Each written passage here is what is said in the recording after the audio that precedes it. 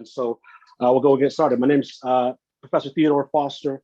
I'm Assistant Professor of African American History at the University of Louisiana Lafayette in the Department of History. And so this convening is our fifth in a series of, or fourth, excuse me, in a series of five among some 10 scholars for this year's Conversations in Black Study. We did a speaker series last year to try and bring more critical engagement with Black studies to our campus last spring, and it went really well. And we thought we should do another series, but this year really emphasize the power of transformative conversation. And so we invited scholars that really speak to this theme around Black study that I'll talk about here in a second through a quote from a talk gave last year by Dr. Badura Lagra, who we're very grateful for, titled Sunlight Through the Fog, Caribbean Thought and the Promise of Black Studies. I encourage you all to check it out at the Gilboa Center for Public History website. There's a YouTube link to that talk and several others. Dr. Lagra wrote, I want to suggest that Black studies rightfully holds in awe, and Black study is to enact the break. Both necessary, but one holds us and the other releases us. Black study means holding the tradition, not to build new cathedrals, but for the purpose of eventually tugging at the threads until it breaks. And so as a break to institutionalized forms of Black or African-American diaspora studies, Black studies confronts rather than resolves internal contradictions in the field. This year's focus on the power of transformative conversation takes seriously the practice of critical dialogue as a path toward Black study that is rooted in the histories and traditions of the Student Nonviolent Coordinating Committee, SNCC, and Grayson Lee Jimmy Boggs' 1978 text, Conversations in Maine. Traditional academic disciplines such as history, English, sociology, political science, and anthropology have attempted to make substantial breaks with dehumanizing traditions of Western thought rooted in colonialism, and thus the work of Black study is relevant to future scholarship and research across disciplinary formations of knowledge production and teaching.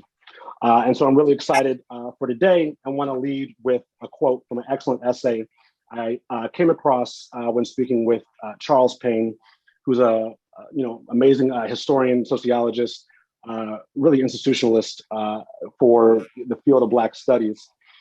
We were talking about his time as chair of Northwestern University's African American Studies department in the 90s, and what kind of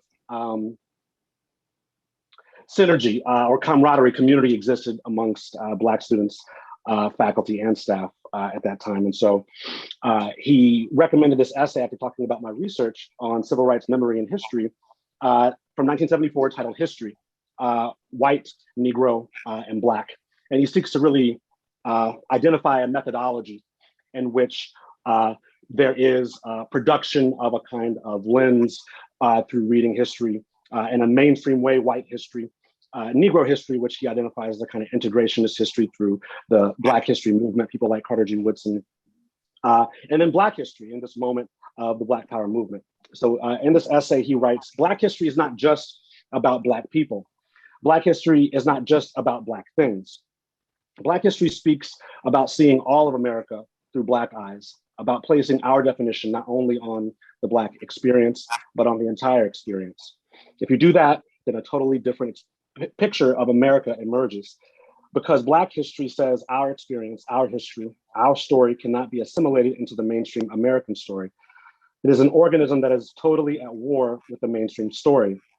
It must be rejected, or a whole new experience has to be created to bring it in. And so I'd like to think that Black study in its best speaks to this question of a break from mainstream forms of Black studies, of leftist organizing, of Black politics. And so I'm excited to have Dr. Josh Myers and William C. Anderson for a talk titled Black Study, Black Anti-Politics. And so I'll introduce William first, who's a writer and activist from Birmingham, Alabama. His work appeared in The Guardian, MTV, Truth Out, British Journal of Photography, and Pitchfork, among others. He is the author of The Nation on No Map, which just came out in 2021, and co-author of As Black as Resistance from 2018, both AK Press. He's also the co-founder of Offshoot Journal and provides creative direction as a producer of the Black Autonomy podcast, His writings have been included in the anthologies Who Do You Serve, Who Do You Protect, and No Selves to Defend. So we're happy to have William. Also, we have Dr. Joshua Myers, who is Associate Professor of Africana Studies in the Department of Africana Studies at Howard University. He is the author of We Are Worth Fighting For, a history of the Howard University student protest of 1989. He is also the author of Cedric Robinson, The Time of the Black Radical Tradition, as well as the editor of A Gathering Together literary journal. And so we're happy to have them together. They'll be speaking for about another 40 minutes and exchange some of their work, which is really, important for this question around Black study. And then we'll have some time for Q&A toward the end. So I'll turn it over to you guys. And thank you for Dr. Maria Seeger, Dr. Ian Beamish for helping to coordinate this event, and all of our sponsors as well. Cool. So I just want to echo the gratitude to the organizers, to William for being here as well, and for you who is listening. We thought that we would have both a reading and a conversation. So William, do you want to read first, or should I read first? How do you want to do it? Because it's kind of very improvisatory too. Yeah, I think that I insist that you read first. I'm excited to hear what you have to say. Okay, so I'm going to take on, not really take on, I don't like that. I'm going to think with this idea of Black study a little bit, and read from my upcoming book, which actually shares the title of Black study. And I actually came to that title after reading Fred Moten and Stefano Harney's work in 2013. And it's interesting because, I was thinking about another kind of title, which is a riff on Rashana Johnson's work, Deep in the Archives, Blacks Studying, right? And so there's this way that we play around with grammar, like Black study, Blacks studying, Black studies, right? But I landed on Black study, and it's really something that's been taken to a lot of different directions. And it's not that I want to take it back somewhere, but I want to engage it where it is and sort of open up a conversation that allows me to build not just a bridge, but build solidarity and camaraderie with traditions of refusal, traditions of resistance, traditions of getting shit done. And so to choose Black study is to choose to be different in the face of bureaucratic discipline. As Moten and Harney wrote, some still stay committed to Black study in the university's undercommon rooms. They study without an end, plan without a pause, rebel without a policy, conserve without a patrimony. They study in the university, and the university forces them under. End of the quote. So there's the relationship between debt and knowledge, between management and scholarship. If the managerial elite is a new function of the university governance, it is also inscribed in the history of intellectual traditions that enforce control and social order. Reckoning with the university then requires imagining an arrangement of knowledge that privileges a different order, a different set of interests.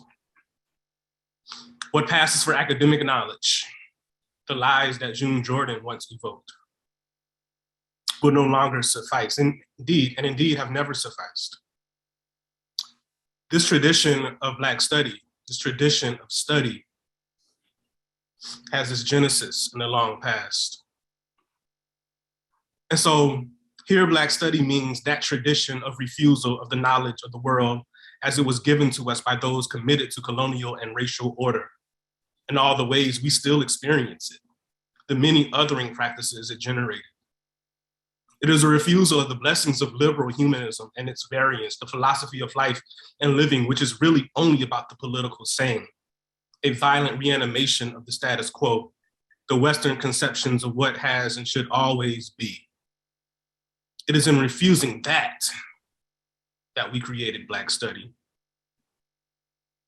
As the places in the margins, and contentedly so, that refusing challenged everything that the university handed down to us as the only possible reality. There is indeed an alternative and a tradition of study that rests upon the translation and recovery of different ways of knowing. This is our mission, and it is also Black study. For Black peoples forced into these spaces have always had to make it so. For everything that the university represents has caused us to want and be different. And so this is work that is occasioned by an academic moment where it seems something about that refusal has been lost, missing, and adrift. This is work that tries to add more to what we know about those who knew and worked for a conception of Black intellectual life that could not be folded, that could not be folded, that could not be folded into the worst of America's tradition of incorporating Black history into its own national myth. That tradition who worked for a philosophy of liberation that could not be made into a Black version of the Enlightenment, who realized also that Black liberation was inconceivable without revolution. While there's a great deal of attention that we must pay to questions of politics and ideology, themselves categories which become reified as necessary and universal to all forms of reality, we must focus on the people for whom the intellectual domain itself had to be undone first. In order to know something, to really know something about the world around us. Their work was not as simple or as easy as merely revising what already existed. June Jordan also wrote about this notion of white studies revised, right? For these intellectuals, for these figures, for this tradition, Black studies was a critique of Western civilization altogether. But just as much, perhaps probably more important, Black study was an imagining of an otherwise. And so I've heard the recent critiques of the idea of otherwise, but I hold on to otherwise. We should hold on to otherwise. We should hold on to the thing that's not imagined yet. Because what is can't be what we be. And I don't want us to feel as if we're stuck with what is, because our ancestors imagined otherwise too.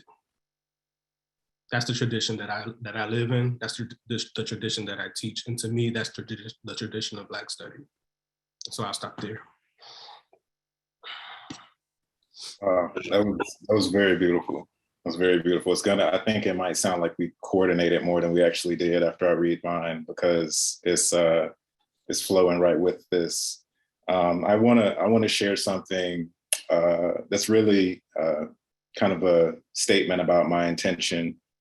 And I hope it'll be a way for us to open up the dialogue that we're about to have.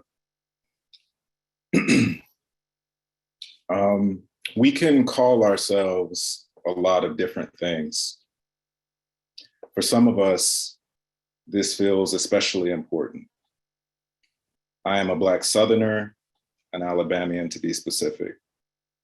I'm descended from enslaved Africans, and that brutality created conditions that have made me and some of my kin feel conflicted at different times in our lives. We have felt a sense of loss so deep that it calls identity into question. Who am I? Where did I come from? Where am I going? That question, where am I going, leads many people to look to different things like ideology, religion, and more as a compass. Many people who have been displaced might seek out new belonging through labels and a quest to feel like they found refuge. Oftentimes that looks like us giving up this to be that and that to be this. I bounced around between binaries and within the confines of either or debates, hoping to find myself in the traps of cycles that many of us get stuck in. Now I'm thinking differently. I do not want to play the games that have been dropped on my head without my consent. I want to escape from the labyrinth altogether for something new and far greater than any of these messes we've inherited. I want to transcend. I want to transform. I was trying to get this point across in The Nation on No Map. I was writing and rewriting about Black anarchism as I struggled with my own ideological positioning. It reminded me of my own journey in terms of my relationship to faith and organized religion. After lengthy travel, I became fascinated with Black anarchism because in it, I saw a way out. The way it aligned with insights I found studying Zen Buddhism was amazing to me. And now I've been thinking about the connections as it relates to a man whose thinking has touched me on many levels, Cedric Robinson. Like many people I've learned from during this ongoing journey, I see things and understand things I didn't quite get before. It took time and I'm still processing it all, really. Recently, I was asked what liberation was in a conversation about Zen and anarchism, and I answered this way. Liberation is a constantly changing thing. Its form and its nature are impermanent. It's like the Zen conception of emptiness as truth without characteristics. Naming gives birth to descriptions that can create unnecessary dualisms that can limit more than liberate. So, liberation is not a static condition or a happy ending to a movie.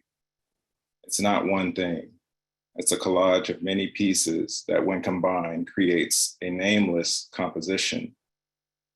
Since people's needs are always changing, the answers to questions that meet those needs are always changing too. As Cedric Robinson says, quote, "There are some realms which names, nomination is premature. My only loyalties are to the morally just world," end quote. As far as I know, Cedric was not a monk, but I was thinking about Zen alongside what he said in an interview he did in the 1999 issue of Perspectives on Anarchist Theory.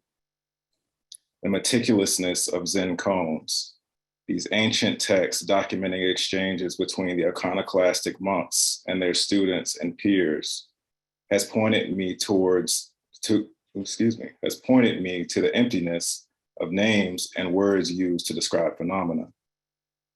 Cedric said, quote, "My happiest and most stunning opportunity for raising hell with corruption and deceit are with other Black people. I suppose this makes me a part, an expression of Black radicalism," end quote. And that's just the point. There is no ultimate truth, and I am so tired and so bored of politics and people determining that they can predict a positive outcome through the uncritical veneration of their respective ideological icons. I continue to find it shocking how many people go through life reading to reinforce what they already believed beforehand and calling that radicalism when it's actually so conservative. You see, the truth is not owned by one sect, and many people have been very right and very wrong at different times. That doesn't mean that we shouldn't have lines that we draw about what's right and what's wrong, and I'm certainly not calling for forced unity. Instead, I'm talking about the interconnectivity of struggle and the unexpected companions and contradictions that arise when we study Black history. None of it is as neat as we pretend it is, and we gain deeper insights around what needs to be done when we look at the truth as a whole and not just a part of whatever's trafficked in our respective sanctuaries. This, for me, is the beauty of what gets named as the Black radical tradition. Fighting for liberation is not about winning an ideological competition, and treating it as such has long set us back more than it's helped us advance. And we have to be honest about this, because when we look at the world around us, if many things we believed were as fortified as we thought they were, wouldn't things look different?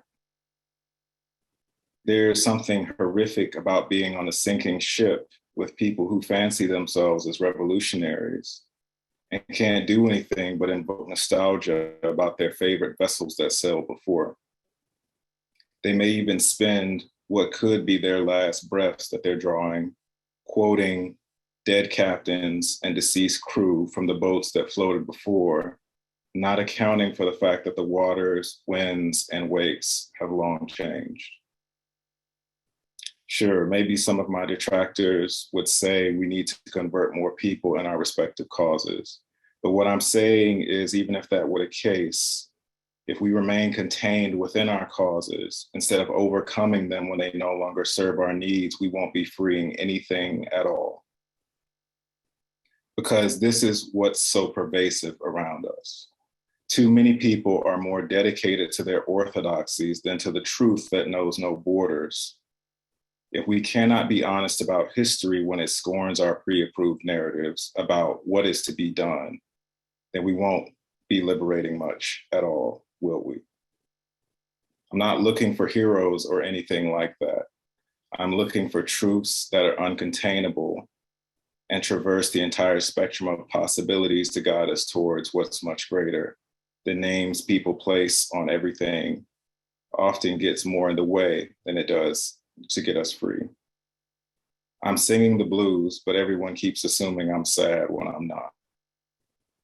They don't know the genre well, but they use its name as an allegory for whatever they please. So I'm less concerned with people desire to label any and everything so they can see it's in accordance with their totalizing program. These one-size-fits-all ideas that force people to fit into citizenships, patriotisms, nations, states, fraternities, and vanguards have done enough damage to not be romanticized any longer to such an extent. I don't need to play tug of war over ghosts and fight over what the epitaphs of the dead should say about their legacy and contribution, about what they really were or were not. I'm actually more interested in the overlooked. I'm more interested in the rank and file. I'm more interested in those who were forgotten in favor of the same 10 or 20 books people choose to quote ad nauseum. What do the abused, purged, disaffected, and ignored have to say? Why were they overlooked for the sake of glory and fame? What do their lives tell us about what's possible when we revisit their contributions? This is why, for me, Black anarchism is a radical exit sign. I don't mind the disdain that comes with saying anything related to anarchism. It's making the point that I'm trying to illustrate in my work. In order for us to get out of all of this mess, we're going to have to observe the trap of it all, really, and go back to the deeper questions that precede the titles Europeans placed on ideas, gatherings, and ways of living that precede the ideological squabbles the world has inherited in their names. Russell Maroon Schultz said in his embrace of Black autonomy and his rejection of Marxist-Leninist vanguardism that what he was saying sounded like anarchism, but it wasn't. He said, quote, "What follows cannot properly be termed anarchism because the practitioners themselves never knew that word. But he embraced anarchism as, quote, a sister set of ideas, beliefs, and concepts," end quote, for the point he was trying to make. So here I am, in the spirit of those like Martin Sostre and Lucy Parsons and many others asking questions. I'm studying and I'm learning from the elders like Lorenzo Cambora Irvin and Janina Irvin, who are with us to teach. I'm not stuck. I'm trying to encourage anyone willing to listen that we have to get out of this trap. The Nation on No Map was my journey to this point. Let us work in the spirit of the ancestors like Kwesi Balagoon and Harriet Tubman, who broke free from the slavery of prison and the prison of slavery, just so they could go back and try to help others who were still locked up. This is the sort of radical daringness Ashanti Alston has spoken to. Keep going back, even if it means risking your life for people. To quote Martin Sostre, quote, we should stop the petty ideological struggles we have and look for substance. That's where I'm at.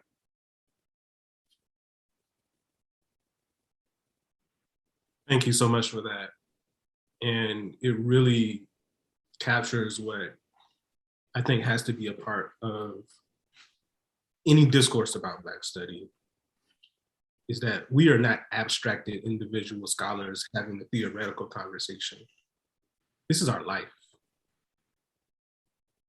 And when we say that, right, it has to have the kind of meaning that you evoke, because all of us are still threatened.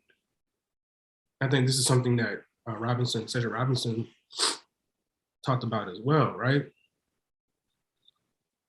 And I think about this in the context of a kind of scholarly environment where we are forced to be, objective. The notion of putting the person who is writing in conversation with the subject is considered quote unquote knee search, which is like a hilarious term. I laugh every time I hear it. It's like, okay. But so many of us accept it, right? And even in the world of journalism, too many of us accept it. We accept this notion that we must be distant. But if we're talking about Black life, how can I be distant?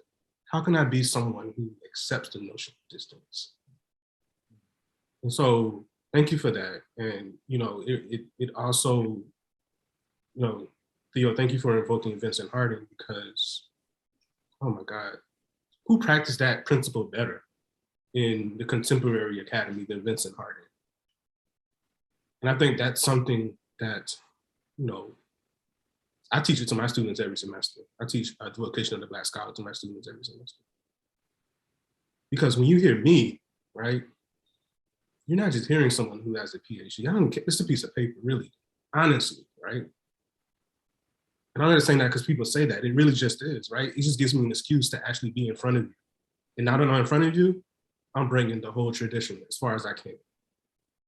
And Harding says that's what it means to be, I'm glad you talked about truth, William, because Harding says that's what it really means to be a Black scholar, is to speak the truth. And not from, a set of tools and methods that we know can't tell us the truth, but from the collective experiences of the people. That's where the truth resides. And that's what we have to excavate as scholars.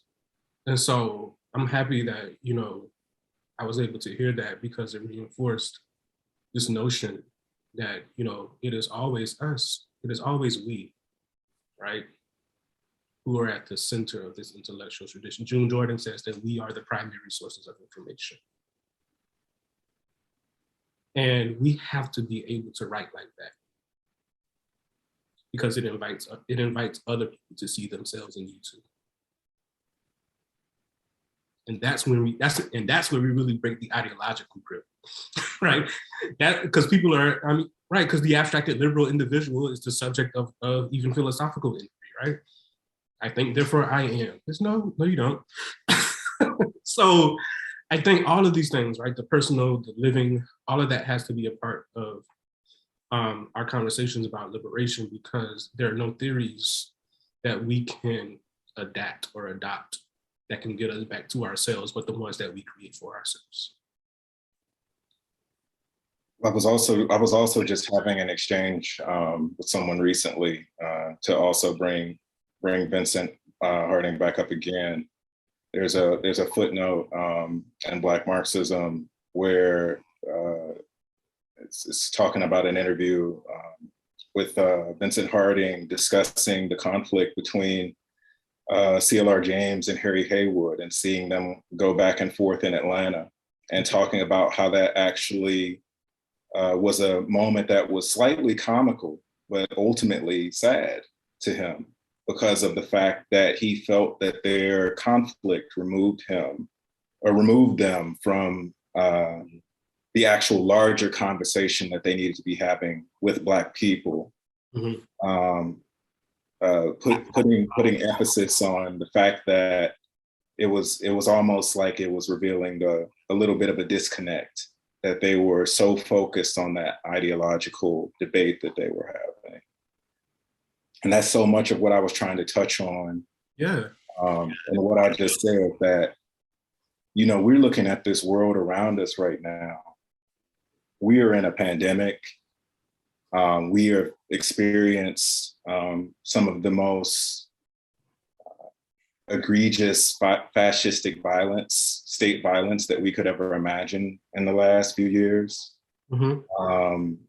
We are just looking at the police state become increasingly bolstered.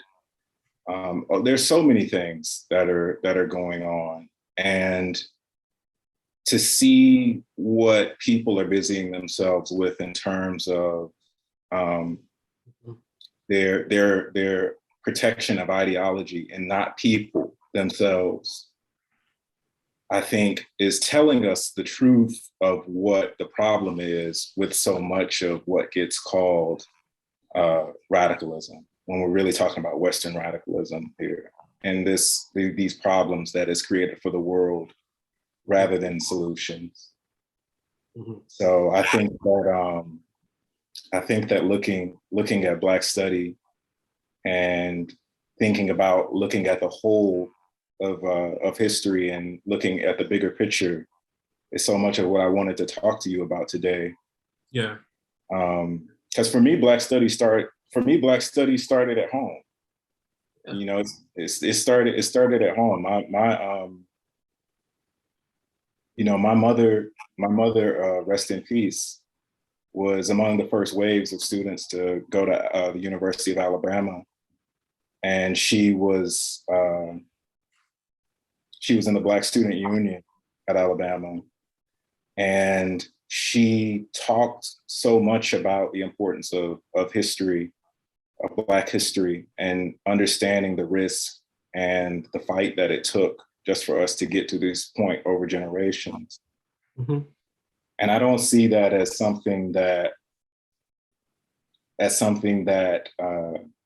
is a part of me trying to lay claim or reinforce any sort of ideology. I see that as something that is actually helping me to understand all of the diversity and all of the complexity of Black history, rather than making it into something to try to reinforce some preconceived notions I might have about what should or shouldn't be done.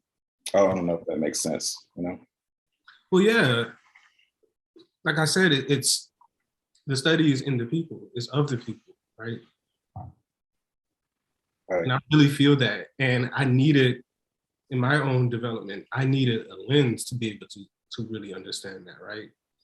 Because the abstracted ideological tools that we have don't theorize people in the way that I understood how people related to each other, right?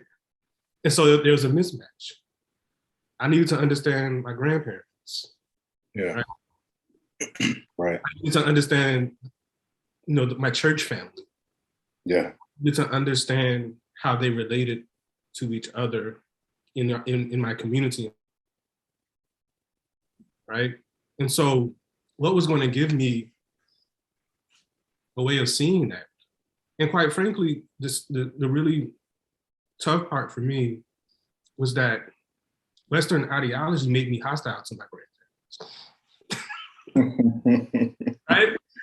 Yeah. They're not radical enough. Yeah.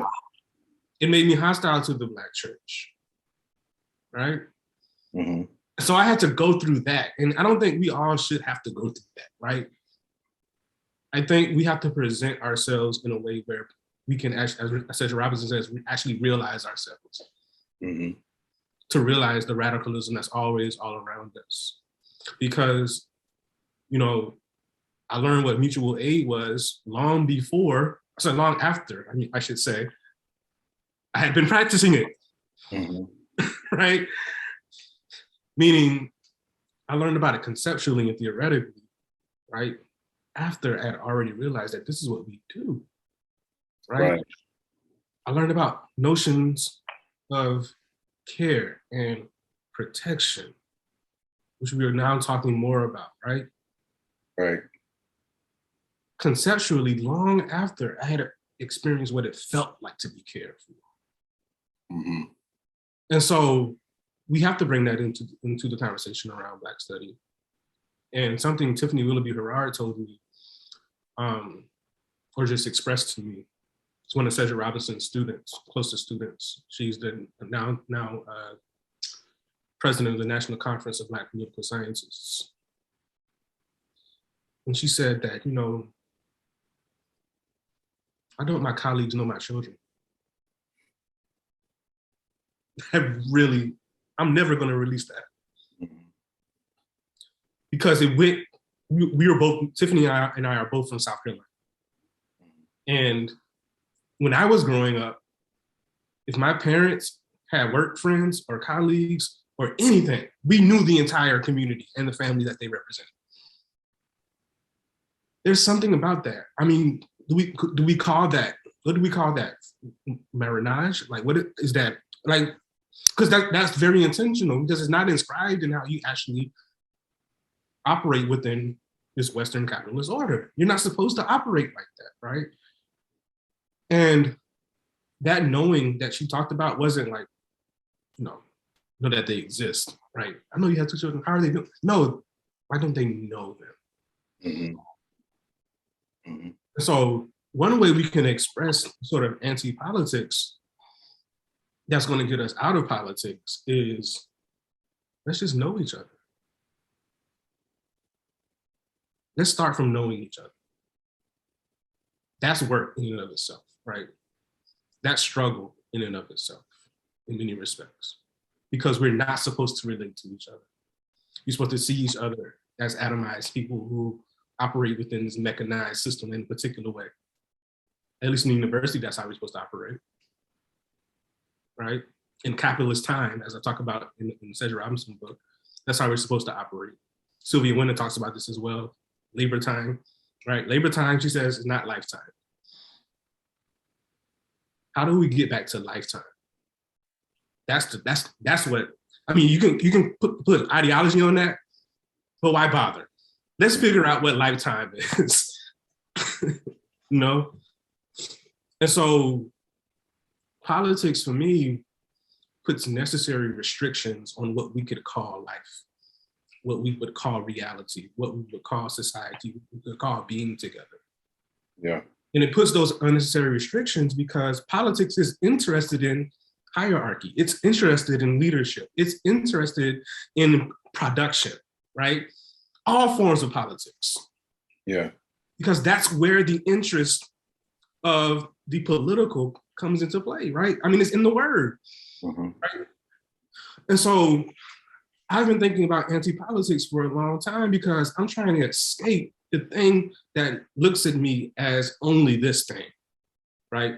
A component of a system, right? That has to be exploited in order for the system to perpetuate itself, right? One can understand that theoretically is all well and good, but if politics is supposed to get me out of that, I'm not sure it's going to work. Yeah. Anti-politics, but on the other hand, is a stepping away from that, right? And for me, that's why it's always been attractive to me. I didn't really start studying it until I began to realize, though, that that's what people in my community were actually doing. They were stepping outside of the logics of productive time in order to reinforce a different kind of relationship. and now I got it, right? Now I don't have to throw away my grandparents in order to be radical. Mm-hmm. Mm-hmm. So, I mean, how was it for you coming into that particular awareness? I mean, one of the things that just came up for me too when you're talking, I remember when I was when I was reading your book, I remember seeing that quote from Engels, where Engels was was saying, you know, my bad, me and Marx put too much emphasis on the economic, and a lot of young people are now kind of taking this a little bit too far. Mm-hmm. And you know, that is something to me, because the first time I read that, I thought, damn, like it's wild to think about how someone can say, oh, well, we made a mistake, we put too much emphasis here, and you know, our bad, and it gets inherited and fought about for generations and generations and generations.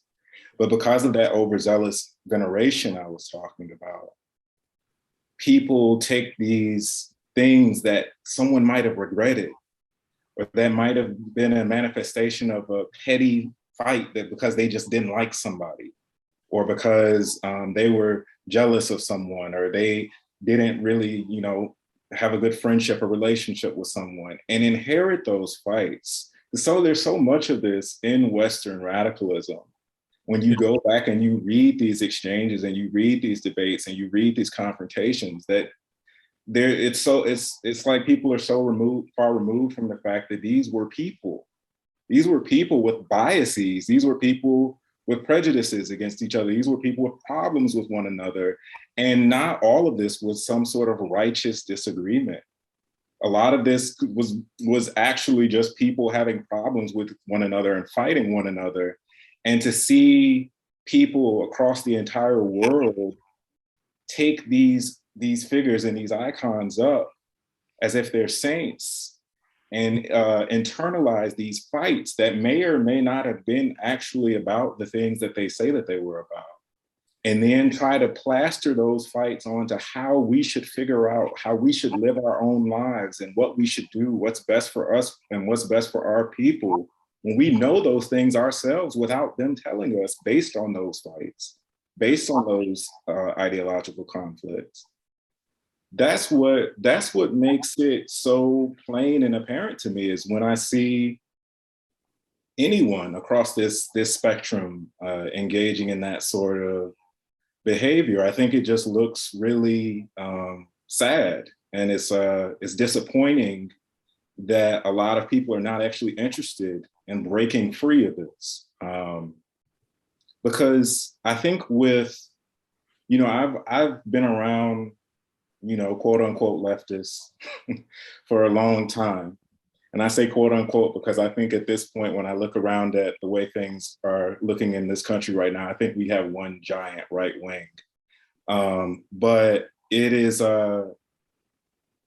something to see how, in the time that I've spent, you know, on the left and around different factions of the left, how people assume that because they're not engaged in party politics, they're not engaged in the Democratic Party or the Republican Party, they feel like they have escaped the binary and that they've overcome when they gave up that one for another one.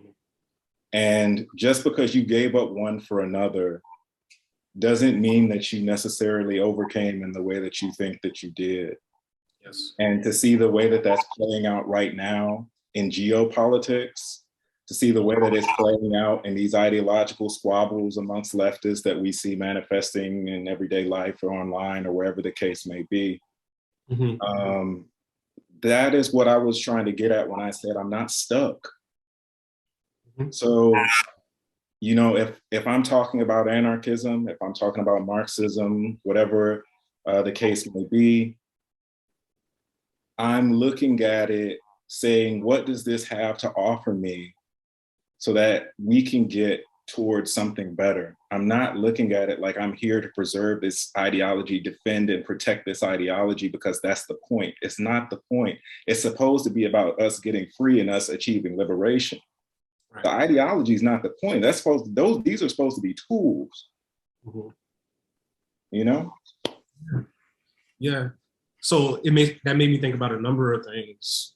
For instance, I think part of the claim to scientism that these ideologies have reinforced those kind of investments too, right? This is universal science. It's not me. It's immortal. Anybody that reads philosophy of science has to laugh. Just read a little bit of philosophy of science. You got to laugh at that. Yeah. But that sort of claim to authority, another word that Cedric, talked about a whole lot, this notion that somehow, right, this is authoritative in a particular way. And we know what that does. We know what the state can do with that, right? with such a claim to naturalism, such a claim to universalism. Yeah. What America is a claim to naturalism. Yeah. So we know that the state in many ways can not only appropriate that, but even supposedly radical states have used those to reinforce regimes of oppression and exploitation. Yeah. So we have to talk about that. And connected to that, you're talking about sort of individual. I'm deeply, deeply uncomfortable with the celebrityization of Cedric Robinson. Yeah. I want people to stop. Yeah. Because if you're making him the celebrity and you're centering him, you're also not reading him. That's because if you read him, that's not what this is about. Mm-hmm. And so every time I have a conversation that I think veers toward this, I say, wait a minute, stop. I didn't come to him as a consequence of him becoming a star. And I think what you talked about earlier, the marginalized, the people who have been rejected, Robinson was rejected for most of his career. I've seen the rejection letters, right? So it's very interesting what happens in the wake of, the last, I guess, 7 or 8 years. I tried to write about it at the end of my book, mm-hmm. because it's a dangerous thing. Mm-hmm. Stars out of scholars. And it's something that he actually railed against in the 1990s when this was happening with Cornel West and a few others. He says, you have to invite these people down from the stage. Yeah. And so when you create academic stars, when you create this star system, those ideas become not only connected to them, there's no flexibility at that point because you have to follow whatever they quote unquote said about that idea in order to be in line. And it's not about whether or not the idea, can be used and useful, right? Because we know that there are ideas that people come up with that are extremely useful. But when you say that this is now corresponds to this person's identity in a particular way that can't be moved, is immobile, then we risk what you're talking about, right? People become iconic, and we lose out on what they were actually even doing and saying in their own struggle, in their own life. That's the danger, and I hope everyone listening to this here's what I'm saying. It's not about rejecting the ideas. It's about rejecting this notion that the ideas have to be connected to a particular icon in order for us to have those ideas travel and be useful. Yeah. And, going back to the point I was just previously making, I brought this up, I think, a few times recently, doing events and stuff and talks. But I created a short reading list to go along with the book. And one of the things I put on that reading list was Proudhon's letter to Marx. And Proudhon says in that letter to Marx that if you're not careful, you're going to end up creating new dogma and new religiosity when you're supposed to be rejecting that.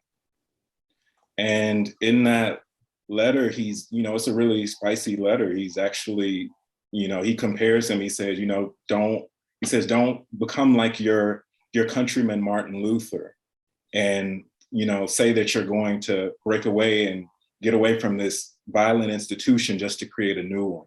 Mm-hmm.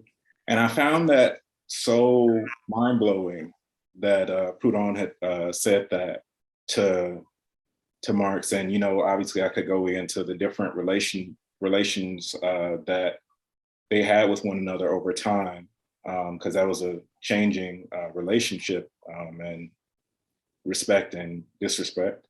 But it makes me think about how so much of this and my life is informed by seeing the dangers, I feel like, of this sort of cultism that can emerge when you just become really, really overzealous and dig deeper and deeper and deeper into this refusal to actually bring some sort of internal critique and self-observation to all of this. Mm-hmm. And so, in terms of anti-politics, across the spectrum, from right to left, there is it's clear. We're looking at this moment where we're seeing the first Black woman nominated to the Supreme Court, right? And you see a critique coming from the left of representation politics and talking about the limits of representation.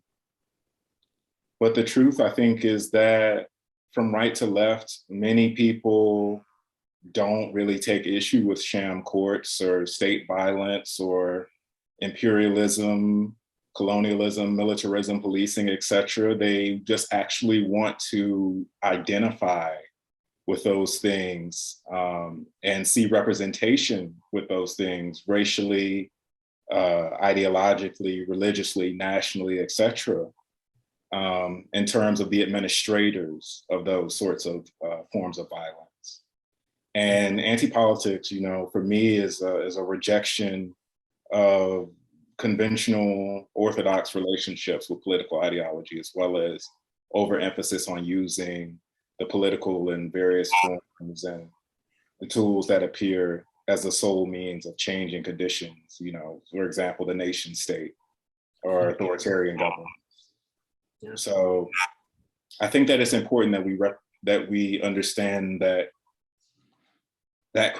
criticism of representation extends much further than liberalism, and that we should actually be challenging ourselves to push past how we hope to identify ourselves and look for representation within Western radicalisms too, and within nationalism. And and there's so many ways that we could go into that. But again, sure. How are we doing on that? I was thinking we might. No, please. I think we're going to transition to questions and answers. Okay. But just to tie up this thread, I think for me, anti-politics is the Black radical tradition, and I think we have to be very clear on that the tradition starts with the refusal to accept the political project of the plantation. That's the originary political project of the modern world. And radicalism means refusing that. And I think when we connect Marinage and other traditions of alternative formations, we have to juxtapose them to anti-political traditions and the tradition of anti-political or even non-political ideas. So. For sure. It's a beautiful way to conclude a really beautiful conversation between the two of you. We're really grateful for the preparation that went into this and what you offered from start to finish. And so I invite the audience to put some questions in the Q&A box, and we'll try and get to as many of them as possible over the next 20 minutes. I have one question and one kind of quick comment to emphasize the intentional pairing of William and Josh today. I've long been an admirer of William's ability to organize as an orator, and over the past decade, really as a writer, and really refining that craft. These two books that are widely read within Black studies, Black activists and organizing spaces. And so when you said Black studies started in the home, that really, made a lot of sense to me, knowing you, knowing we both shared time at UAB, not overlapping, but nonetheless, I think your undergrad degree was in social work, right? Not African-American studies. And so I think that institutional formation and the work you've done long in the world has spoken to your ability to really speak to a variety of circles, including Black studies formally and otherwise. My question for you too is about poetry in Black study or poetics. Josh, you talked about the authoritativeness of science, and I've long recognized and loathed a kind of value in Black studies as an institutional formation based upon its social scientific, value, right? And so the kind of grasp the social sciences tends to have on Black studies is troubling, given my first educator, Dr. Askari Hodari, who wrote an excellent text I encourage you all to check out called The Black Book of Proverbs. And so for my first Black studies courses, I always started with a proverb. And so you brought up June Jordan a good bit. She obviously is very important to Black studies. Your book, We Were Fighting for, opens with Sonia Sanchez. I love that anecdote. And I love the work you do with it. And William, I know poetry is very central to your development in Black study. You talk about the home. I know your mother, very much so a poet, and introduced you to poetry. And there's a kind of anti-politics, Black radical tradition within that I think is essential, that I'm curious how you all figure that in your writing, but also in your teaching and your broader kind of thinking about Black study, Black politics. Poetry is everywhere. I mean, it's the most, in terms of literary forms, the most important creative form. Like to take something that doesn't exist and create it. And so it's with me. I did a talk almost 2 years ago now at the California College of the Arts around the connection between Black radicalism and poetry. So I'll just quote Robin Kelly: "It is poetry, therefore it is revolt." And as far as my own writing, there is poetry, not only that I connect to, but that I compose myself. And so, yeah, there's like poetry in the middle of my forthcoming book.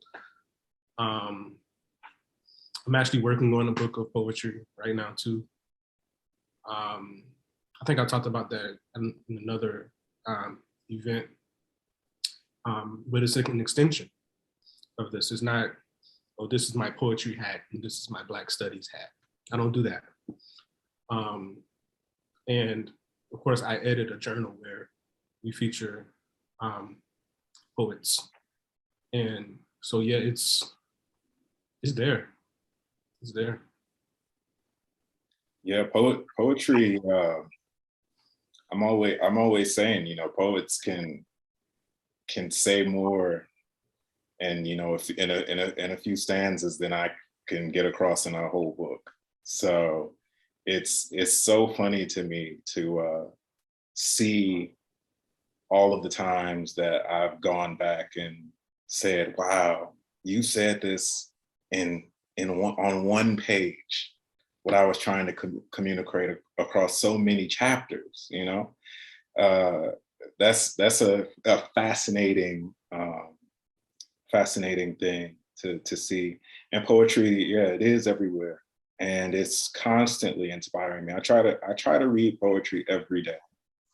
I try to read it every day. It's all throughout The Nation on No Map, with regard to Dion Brand, Camille Yarborough, Gil Scott-Heron, Willie Hosetsile, just so much of what I understand about the world and what becomes clear to me comes from poetry. And I think that it's poetry that actually gives us the clarity that we oftentimes lose out on in these like conventional sort of politics that I was just talking about. I think a lot of times poetry for me becomes a clarifying thing because it always takes complex, really complicated, hard things for me and breaks it down in a way that just actually touches me on a soul level. Mm-hmm. It's spiritual. It's spiritual for me. My relationship with poetry is very intimate. So it's a huge part of my work. And yeah, my mother instilled that in me as well. I grew up in a household with a mother and father that were constantly talking to me about Black history.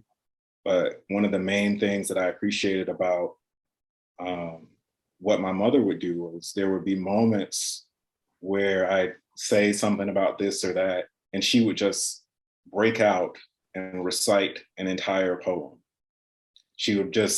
I would say something about, a swamp, and then she's reciting James Weldon Johnson. It's just like she would just know it. She was so good at reciting poetry, and I was always blown away by that and how that actually informed so much of my relationship to Black culture in terms of music and in terms of how all of these things inform my politics and my understanding of the world. It's crucial. I have to have poetry. It's an absolute part of my relationship to all of these things we're talking about. And also, I don't want to let this historical fact escape us. The first Black studies professors were poets. Yeah. That's where I was. Sonia Sanchez was first. Mary Parker was first. Right. Sun Ra was first. Right. Right? That we can't, June Jordan, they were first. Yeah. And so to move away from that in many respects, right, is an evasion of a really important thread in Black studies. And Sonia Sanchez, that's a Birmingham legend. She's in Philly, but very, very proud that she is from Birmingham. We right? That's right. Sunrise Road. But yeah, Birmingham, stand up.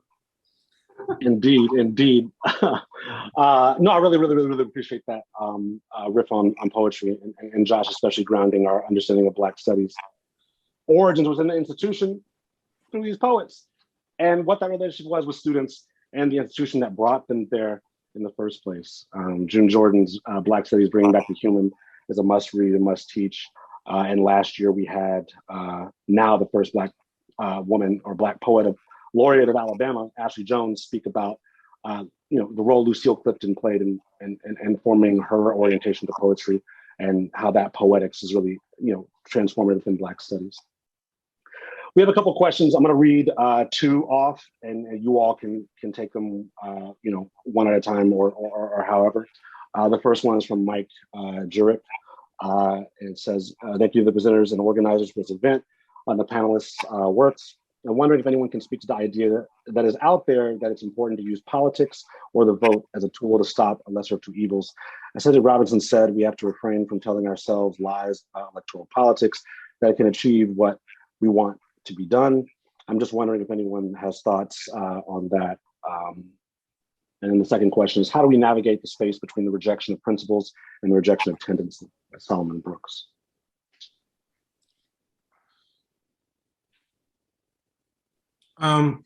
Hey Mike, hey Solomon. I know both of you are. It's really tricky. I don't think it's as straightforward as a lot of people make it out to be. So a lot of my thinking around the vote comes from my engagement with SNCC elders. And importantly, they never trade in the sort of shaming project of, you know, so-and-so died for this to get you to vote for a Democrat. They don't engage in that. What they engage in is a very specific question that they raised in the 60s. The vote does X, Y, and Z. Now, we can disagree on those levels all day, and we can struggle around those levels, but this is the actual reason for engaging in this particular practice. I don't think we have that clarity in the ways that we talk about it now. And I think so much gets lost around tactics, function, and institutions that when we have these conversations, the stakes aren't clear, right, for many people engaging in them. And so I would say that how we engage political, really the electoral process, is contingent on coming up with a particular strategy. I've been saying this since I was at Howard University as a student in 2008, and everybody was shaming me into voting for Barack Obama because I was only one of only 5 people on campus that didn't give a damn about Barack Obama. But I've been saying this ever since then, is that what's your strategy now? Because I can get down if y'all got a strategy, right? And when it came time to actually formulate a strategy, we were still celebrating. I'm like, okay, I see what this is. At that point, what's the point, right? But when you talk about questions of strategy and function, and what the function of these particular things are, I mean, I know that, you know, when Chokwe Lumumba and the Jackson Project did what they did, there was a strategy behind that. That it wasn't about a naivete about the political system, right? And so those type of projects, of course, like we have to support. But when it becomes about a singular politician's ambition and representation and us feeling happy, I'm neither here nor there with that. And that's really what is happening. I think there's another conversation to be had about what socialists are thinking about around the vote, which I think is not really actually socialist, but okay, let's say it is. What's your strategy? Is it to run socialist candidates? Is it to create, you know, contradictions? What's your strategy? And I think we have been playing defense for so long that we don't even think about questions of strategy in the way that I think we should. And when we do, those strategies veer into straight up liberalism. And at that point, I'm like, okay, you wasted 3 hours of my time only to become a liberal in the end. So, I mean, that's why it's tricky for me. It's very tricky. I know that there are, you know, models historical models, contemporary models that we should be paying attention to, especially when we go beyond the United States, right? When we think about what's happening with left movements in the Caribbean or left movements in South Africa, obviously the electoral process is doing something, or they're trying to do something different with it. Is it saying that this is going to produce freedom? No. Is it saying that it's going to produce a break? Probably. I think I have to make that distinction, right? Freedom's not going to come from South African Parliament. It's not. It's just not. And we have to be very clear on that. You know, Robinson, one of my favorite articles of his is In Search of a Pan-African Commonwealth, where he argues that political Pan-Africanism is not going to get us there, right? It's just not. It's not formulated to do so. But in the interim, we have to figure out what breaks look like, and how we use breaks as part of a strategy to get us to where we want to go.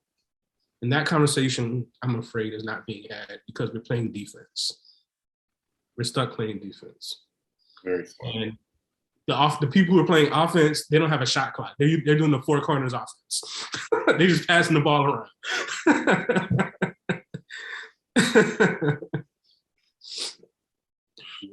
Yeah, it's pretty clear to me too, in terms of a lot of the issues that were coming up as we talked, how those things can get in the way. I'm thinking about Kwame Ture talking about how, you know, his work was, his work around voting, around electoral politics was an opportunity, he said, you know, for him to organize people, for him to be connected with Black people, to work with Black people so that he could try to push people further, even though he knew the limitations. And I think that a lot of times that does get lost in a sort of self-righteousness that we see amongst folks on the left, because there is a certain sort of romanticization that plays out that actually discards a lot of the things that people maybe don't want to talk about or forget about, like the fact that the Black Panthers were also engaging electoral politics and registering people to vote and so on and so forth. We don't actually hear people talk about those things a lot, but those should be a part of the discussion when we talk about the limitations and what we know is true, that that this is not going to liberate us, and that you know, the electoral college is rooted in slavery and the Three-Fifths Compromise. That these sorts of methods as a way of trying to change our conditions when they're not even guaranteed to us, when we are not even experiencing some sort of full version of citizenship, that these things are never going to do for us what we're being told. We are actually witnessing attacks on voting rights that inform us about so much of what we should be doing to actually push beyond. And that was one of the reasons that I brought up that I bring up Lucy Parsons in my writing so regularly. It's because I just am so fascinated by the fact that she was rejecting electoral politics and the right to vote and voting, you know, 60, 70 years before Black women got the right to vote. She didn't have the right to vote, and she was saying, no, this isn't it. And so I think that, yeah, it does come down to actually talking about what something actually is and what it actually does, and what we, as Josh was bringing up, you know, what the strategy is for what you're trying to do with that. If you're saying, I'm doing this for this reason, and that's going to change conditions in this way for the better, that's a whole conversation. But a lot of times there's a whole lot of mythology and just kind of willful, you know, romance around what it actually means, that I think that we just have to completely get away from, because it's just false. Couldn't agree more. I think we have 2 more questions. Thank you all for answering those 2 so beautifully. I'm glad we were able to bring SNCC and Kwame Ture back into the conversation. Indeed, it's my work with the Chicago area Friends of SNCC elders like Dr. Fanny Rushing that really grounded my dissertation research, as well as, you know, thought about my work as a historian, as an educator, you know, today. And so these last 2 questions are from Christopher Ndubuizu and Tan Vo, who's a student of mine, or I should say an excellent TA of mine at UL. And so Christopher writes, would you say that diversity, equity, and inclusion industrial complex is an example of liberalism? I think we could say yes. What does being anti-political look like when it comes to the DEI industrial complex? I guess that's certainly an interesting conversation or question. Tan says, thank you to the speakers for their intros and helping me understand anarchism better and connecting Black anarchism as a fluid practice of radicalism. What is mutual aid? And would you say Black mutual aid is distinct from it? And then lastly, Tamilia threw in a question about Pan-Africanism in terms of cultural unity. And Tamilia's a student of mine, and we'll definitely talk more about the distinctions that Robinson makes around Pan-Africanism that Dr. Myers shared with us that I think is so useful in trying to articulate, well, what is Pan-Africanism and how these different categories help us think through that more critically. And so I'll let y'all, answer, briefly how you would like. Yeah. I actually don't think we did. I don't think we covered Solomon's question. I have time if you have time, but I just want to respect your time. Okay. Yeah. And Solomon, you might have asked me this in a different way, but I'm not sure what you mean by tendency, unless you mean that there are certain aspects of human reality that we can sort of measure or find patterns in with. You're talking about political tendencies, right? Political, like a maybe. Yeah. Maybe. I like to use the word sensibility rather than tendency. And when you harden it into a principle, it becomes formulaic sometimes. Which is interesting because, to go back to Robinson's work, he has this notion of a principle of incompleteness, right? Nothing is actually complete. That everything requires every other thing in order to move towards, right? But it's never actually complete, which is closer to what I would say in terms of not rejecting sensibilities that people have, that groups have collectively. But I'm not sure that is what you're asking. But in terms of the other questions, DEI, which has gotten ever more lucrative, and it's lucrative in a way that we're all actually benefiting from it. Let's be very clear. Like, nobody's innocent right now, and that's how pervasive this is. But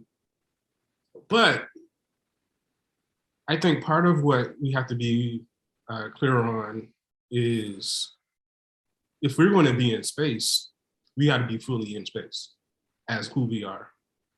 And so wherever I go, I'm talking about Black radicalism. And I think part of what's going to happen is there's going to be a moment where those who are attracted to the DEI space and attracted to the filthy lucre, right, and also want to be in our camp, at some point, they're going to be presented with a choice. And this is where the backlash is going to come. And we need to be ready for that part, because this ain't going to be popular in a few minutes. And so let's not be naive about this, right? They're letting us in certain spaces because they don't know what the hell we're talking about all the time. And I say that as someone who is in a place in the HBCU that is deeply conservative, that will listen to the way that we talk, smile and agree, and then act in the total diametric opposite. Because they don't understand sometimes, right? But when it becomes incumbent on them to not understand and actually act against our interests, they're going to do it. So we have to be prepared for that moment and know that it's coming. It always comes. If you're committed to this, it's going to come. If you're not committed to it, you'll end up getting rich off of it. And so I think that's where we are. So I'll stop talking. I know William may have. Actually, was wondering because I think we have about 3 questions in the air right now. So what were the other 2 questions that are unanswered, to go? There's one on Pan-Africanism. One on Pan-Africanism, and then one I think, William, you should definitely answer around the question of Black mutual aid and mutual aid. What's distinct from it? I think Josh started to address what mutual aid meant like before it became called just that, but I think there's a long Black diasporic tradition outside of just the US that I find really important to think about, is how we get over in impossible situations, like unendingly impossible situations, right?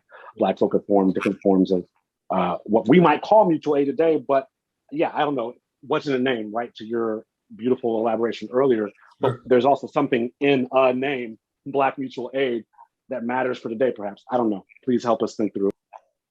I mean, very simply put, mutual aid is about cooperation and exchange of resources between people, and I think that what Josh was saying is really touching on something that Zoe Samudzi and I were trying to get across when we were working on the essay that we wrote called The Anarchism of Blackness, which is we were trying to, again, in the tradition of Russell Maroon Shoatz, point to the fact that Black people have been engaging in these anarchic and anarchistic practices for a really, really long time, and doing so without naming it anarchism.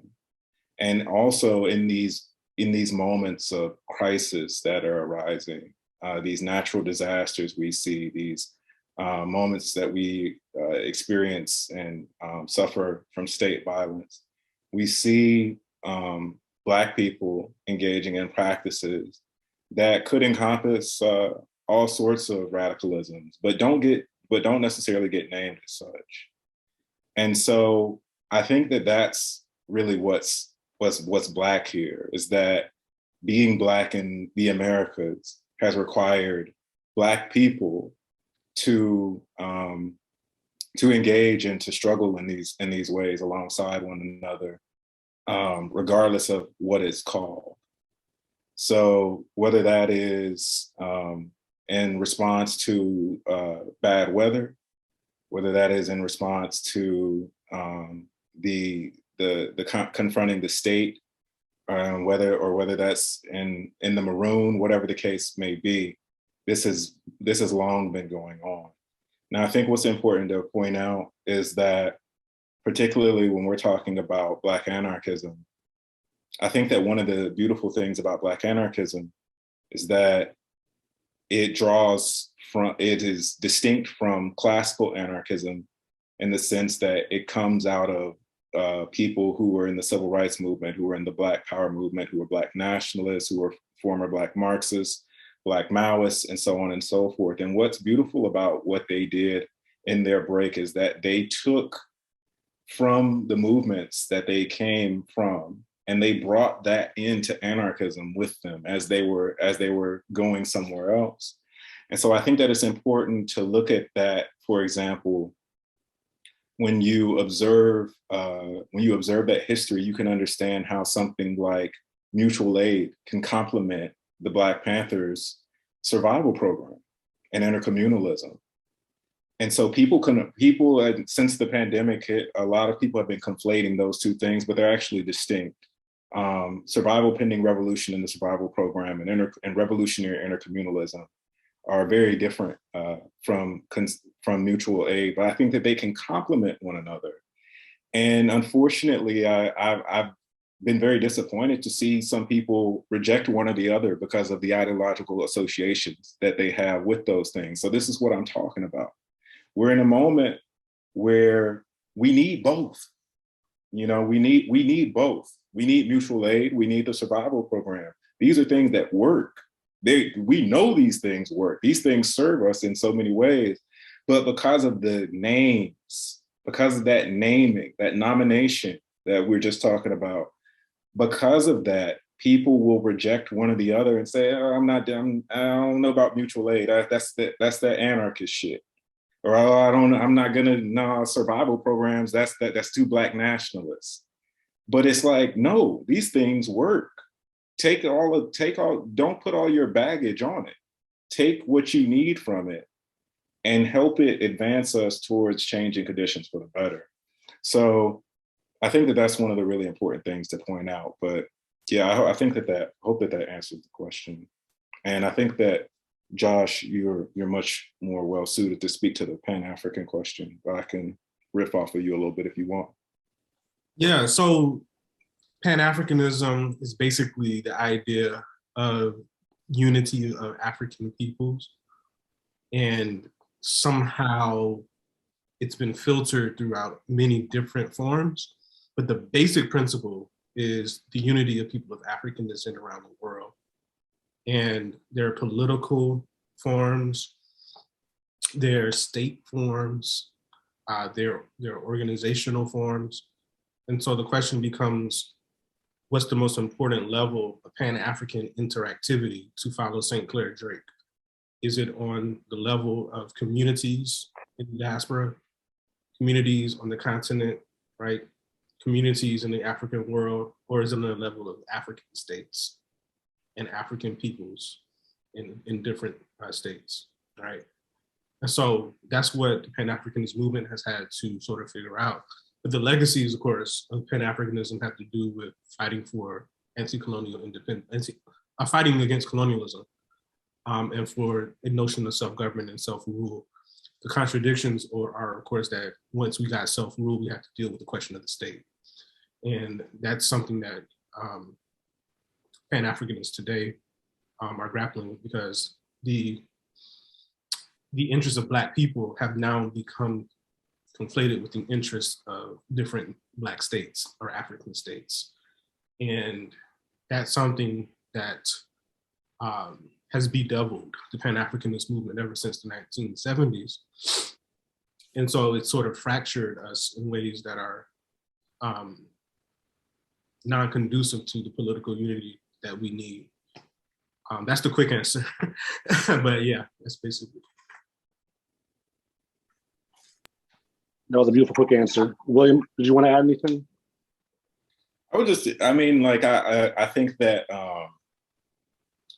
In Search of a Black Commonwealth was just is a phenomenal read on the topic. And I would also add for people to check out the work of Modibo Kadali, a former member of the League of Revolutionary Black Workers in Detroit, wrote Pan-Africanist Social Ecology, and is very, very critical of the history of this really sort of statist Pan-Africanism only. He actually challenges that in a very interesting way. And I think that he is pushing for something that is a lot more focused on people rather than these structures that are such a risk. And he has a new text out called Intimate Direct Democracy, where he expands on that. He's a student of C.L.R. James, and just a really inspiring thinker and teacher of mine. So yeah, I would encourage people to check that out too for some alternative views in that regard. Can we get the name again really quick, William? He has two books I would recommend. One is Pan-African Social Ecology, and the other is Intimate Direct Democracy. That's his new book. And the author's name? Modibo Kadali. Modibo Kadali. I really appreciate that, especially the League of Revolutionary Black Workers nod. I was always told by my SNCC elders that that's a third radical Black organization that emerges from the civil rights and Black freedom movement of the 60s that we often overlook. And you know, the connections are there if we think about an organizer like Jim Foreman, who was organizing workers in Fayetteville, right? And then organizing SNCC folk, and then organizing, you know, industrial workers in Detroit. You know, there's another connection to this question of Black study in Black history. Thank you all too much for your offering today. I think this was a really excellent conversation to build upon the other four that we had around these questions that I don't think really get the kind of attention necessary, much less from writers, thinkers, organizers, teachers like yourselves.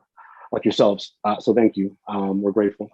For those of you still on the call, we got one more conversation on Black study between Adam McNeil and Amanda Joyce Hall. So please come through at the end of this month, April 29th, Friday at 5 p.m. Central Time again. So until then, we'll see you guys later. This will be archived and published on the website or the YouTube channel. So I'll send this around when it's available. Thank you. Thank you all for doing this. Thank you. Thank you so much. Thanks, William. Beautiful. Thanks. Appreciate you. All right. Appreciate y'all.